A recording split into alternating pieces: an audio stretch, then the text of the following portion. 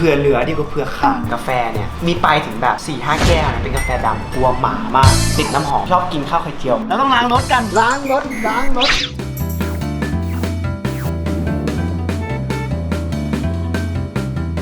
สวัสดีครับกลับมาเจอกันในมาจุนะครับวันนี้เนี่ยตรงก็ไม่มีอะไรท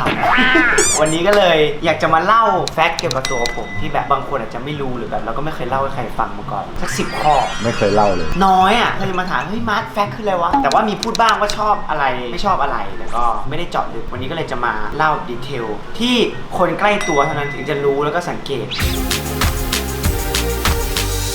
ข้อแรกเลยง่ายสุดเลยนี่อยู่ตรงหน้าผมคือผมเป็นคนชอบกินกาแฟแล้วก็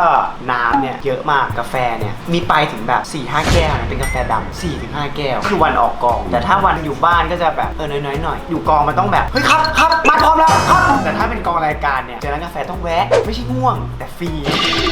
เป็นงบกองน้ำเนี่ยก็เคยคิดประมาณ 5-6 ลิตรนะแต่ไม่รู้มันอันตรายหรือเปล่าผมเป็นคนปากแห้งง่ายพอเราปากแห้งก็จะรู้สึกว่าเฮ้ยเราต้องกินน้ำหลังๆก็เลยมีอย่างนี้เลยนับ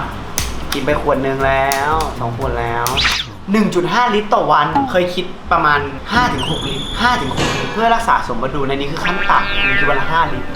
เพราะว่าผมออกกำลังกายด้วยแหละบางทีอ่ะผมเป็นคนกินน้ำแก้เขินไปคุยกับผู้ใหญ่ใดๆก็ตามแล้วก็จะแบบก็เลยมีนิสัยต่อไปเข้าห้องน้ำบ่อย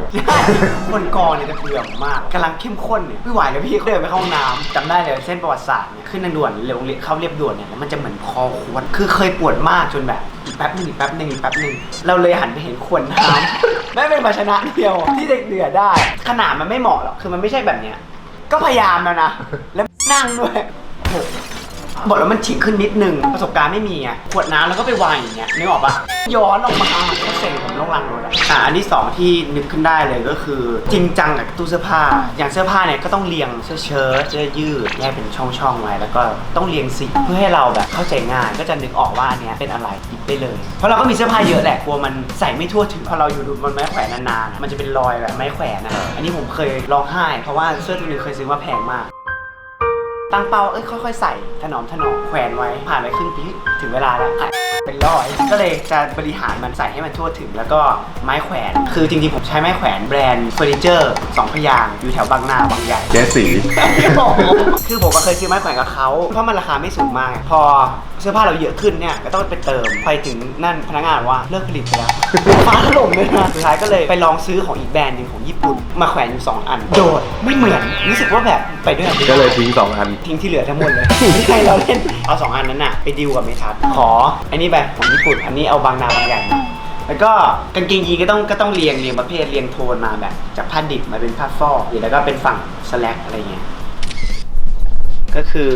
อันนี้ก็จะเป็นอารมณ์แบบแจ็คเก็ตอันนี้จะเป็นลายๆหน่อยเรียงสีมาเชิ้ตแบบเรียบๆหน่อยก็จะเรียงดำแล้วก็ไล่ไปไม้แขวนที่บอกไม้มันจะแบบแห้งๆหน่อยอ่ะมาอยู่นี่มาก็เรียง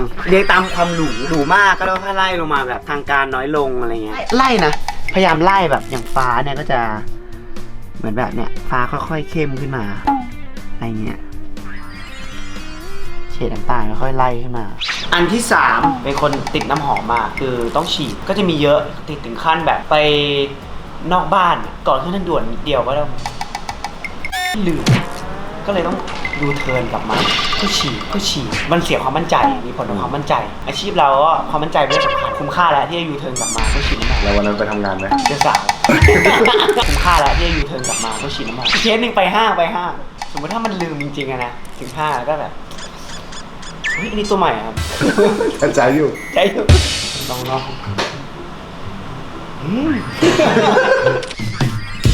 ็ที่บอกว่าจะมีเยอะมากอันนี้ก็ยี่ห้อเดิ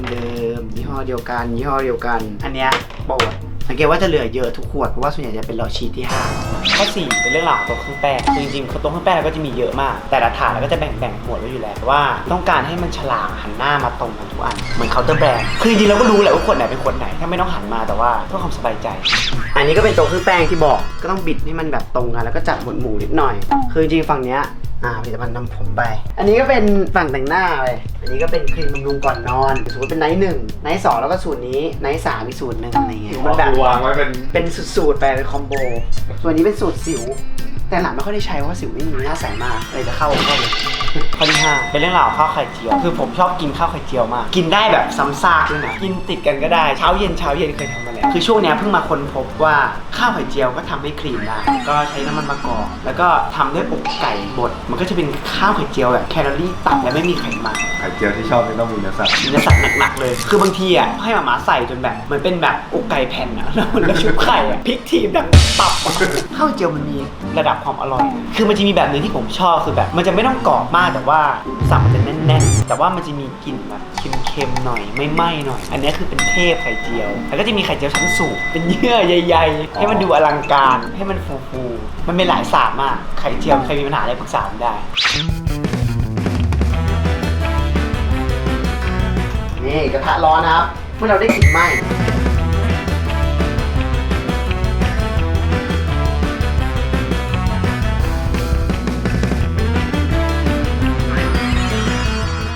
ข้อที่ 6 โลกเผื่อเหลือดีกว่าเผื่อขาดผมเป็นคนชอบเผื่อสมมติเช่นของใช้อย่างเงี้ยถ้าไหนใช้เยอะๆเนี่ยจะสแปร์แบบหนักเลยเช่นครีมกันแดดสมมติว่าขวดเนี่ยเราใช้อยู่เราใช้เนี่ยอันเดียวแหละแต่ในตู้เก็บเนี่ยก็จะมี2 ถึง 3แล้วก็ที่คอนโดก็จะมี2คือผมรู้สึกว่าครีมกันแดดมันต้องใช้ทุกวันไง UV ทุกวันถ้าเราใช้ไปแล้วมันหมดขึ้นมาแล้วก็จะฉุกเฉินหยิบขึ้นมาได้เลยเราไม่ต้องไปแบบไปห้างหนึ่งนั้นเพื่อซื้อเสื้อผ้าก็เป็นบางทีอุ้ยอันนี้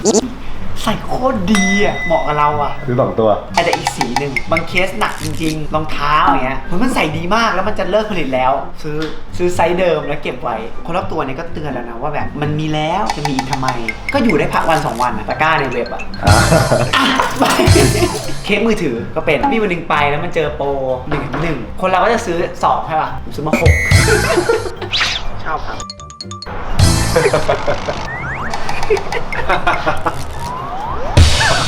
นี่คือปีเราต้องสแปร์ไว้คิดมันแดดนะนี่แอร์พอร์ตนะครับแอร์พอร์ตทดลองแล้วไม่รู้ทำไมนะไปพวกตามร้านอาหารหรือร้านแบบนั่งชิลอย่างเงี้ยพนักงานเนี่ยชอบเดินมาหาผมคุณมาร์คคะ last order แล้วค่ะผมได้ยินคำนี้ไม่ได้เอานี่มา5เอามา8คือคำว่า last order มันเหมือนแบบมันปลุกไฟในตัวผมให้แบบพึ่งเคลิ้มอ่ะก็เป็นที่มาของโรคเผื่อเหลือได้ก็เผื่อขาดข้อที่ 7 เป็นโรคติดทิชชู่เปียกมากเนี่ยทุกจุดเนี่ยบนโต๊ะอาหารโต๊ะกาแฟ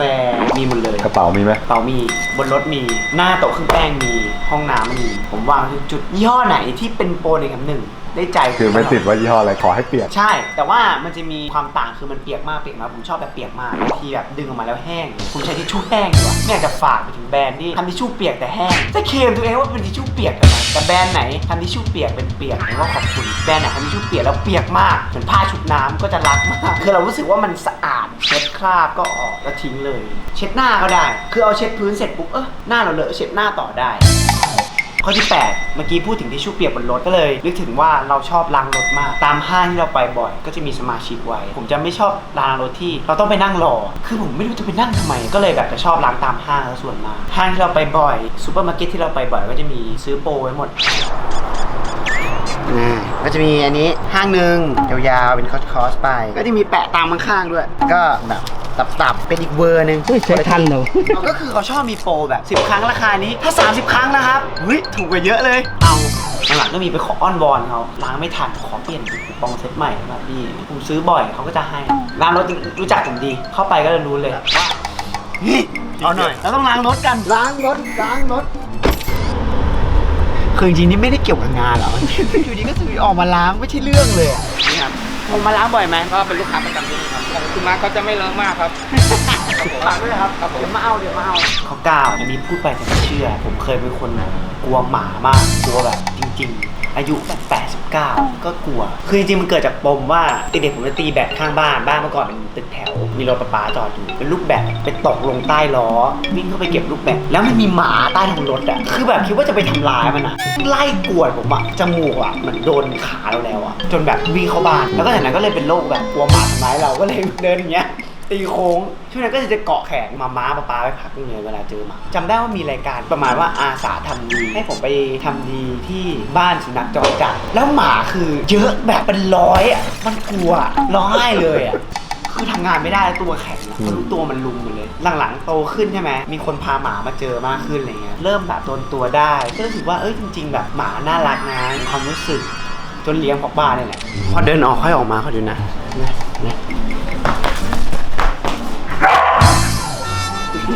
กลัวแล้ว ก็เลยรู้ว่าจริงๆก็กลัวหมาเหมือนกันข้อที่ 10 เป็นนิสัยเสียที่เราว่าผู้ชายหลายคนเป็นคือเวลาเราดูบอลหรือว่าเล่นเกมมันจะแบบอารมณ์ร้อนแล้วมันจะแบบไม่สุภาพคือผมไปดูบอลตามร้านเวลาไปดูกับเพื่อนแล้วแบบอินมากส่วนยิ่งดูแมนยูนี่คือแบบไม่เล่นไม่ดีนะด่าแบบเสียแล้วโมโหแต่โต๊ะข้างๆก็จะมองเราแบบไม่ดีหลังๆก็เลยจะไม่ค่อยพยายามไปร้านที่คนเยอะก็เลยแบบจะไปร้านที่คนน้อยหรือว่าไปบ้านเพื่อนมาบ้านตัวเองแทนเพราะดูแล้วจะเป็นอีกคนเลยคิดภาพไม่ออกคือพอเราอินอ่ะเหมือนเรามีหุ้นในสโมสรแมนยูอะไรเงี้ยนะมันเล่นนี้วะทีมจะเป็นยังไงวะอะไรเงี้ยแต่อยากกว่านี้นะเล่นเกมก็เหมือนกันไปดูได้เฮ้ยอะไรวะโอ้โหหัวยาวะโอ้โหดูมันเต้นดิโอ้โหดูฝั่งไหนมันบังทางดิ เขาไม่ได้บังนะมันไก่ไปติด เข้าโอ้ยเข้าจังเอาดิคุยแล้วปิดอันนี้ก็เป็น10แฟกต์ของมัจจุนะฮะจริงๆเป็นส่วนหนึ่งแหละให้นึกเลยมันก็นึกไม่ออกแต่ว่าอันนี้ก็คร่าวๆส่วนถ้าใครมีแบบนิสัยส่วนตัวที่แบบรู้สึกว่าแปลกหรือว่าบางอันเหมือนผมเนี่ยก็ลองมาแชร์กันในคอมเมนต์ดูจะเข้าไปคุยด้วยหรือว่าใครที่เคยเจอผมแล้วก็เห็นว่าเฮ้ยอันเนี้ยมาร์ทแปลกเนี่ยนิสัยเสียเนี่ยนิสัยเสียเนี่ยก็อยากดูเหมือนกันก็อย่าลืมกดไลค์กดแชร์แล้วก็ subscribe ชื่อช่องใหม่มีนาคมนะ